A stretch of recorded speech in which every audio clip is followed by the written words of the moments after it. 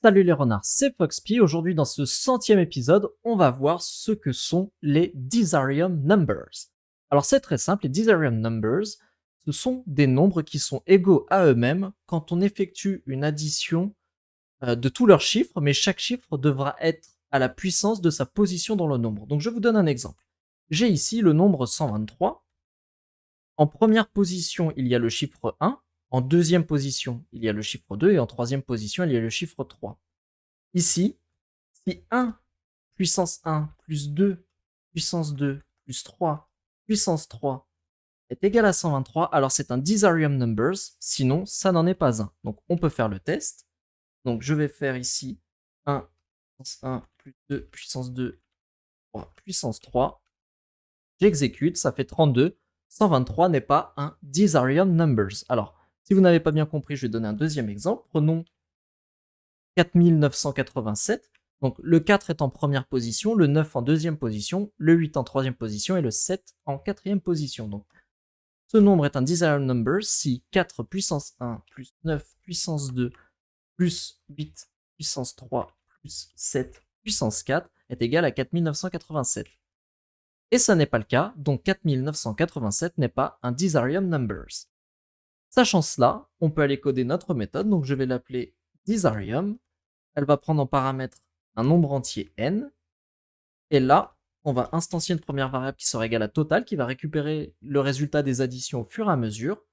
Et ici, on va faire une boucle, parcourir les chiffres de notre nombre, for i digit, donc digit voulant dire chiffre en anglais, in enumerate str de n, donc on caste ici notre nombre entier en chaîne de caractères, total, plus égal, int de digit, puissance, i plus 1. En effet, i commence à 0, sauf que si notre nombre est à la première position, ici on ne considère pas qu'il a l'indice 0, mais à l'indice 1, donc on va incrémenter ici à chaque fois i de 1. Et on renvoie total égale n, donc là ici ça n'est pas une affectation, hein, on teste une égalité, on regarde si total, que l'on a calculé ici, est égal au n qui a été envoyé au paramètre, autrement dit est-ce que le total est égal au nombre. Et là, notre méthode, elle est terminée, on peut la tester. Donc, for i in range, on va faire un test, aller jusqu'à 1000. Ici, si Desarium de n, alors on va faire un print de Desarium de n. Et là, name n is not defined. Ah oui, pardon. Pour l'habitude, ici, on va mettre i. Et voilà. Alors, ça va être plus simple si je mets un i. On va faire ça, double point, ça. Et ici, je vais mettre un point format. Virgule, Desarium de n, et on ajoute une parenthèse.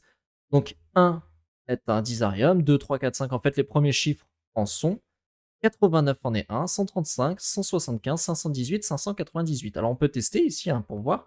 Prenons 135, donc ça fait 1 puissance 1 plus 3 puissance 2 plus 5 puissance 3, et ça fait effectivement 135. Regardons avec 598, ça fait 5 puissance 1 plus 9 puissance 2 plus 8 puissance 3. Effectivement, ça fait bien 598, donc notre méthode, elle est bonne, elle permet bien de déterminer les Desarium Numbers.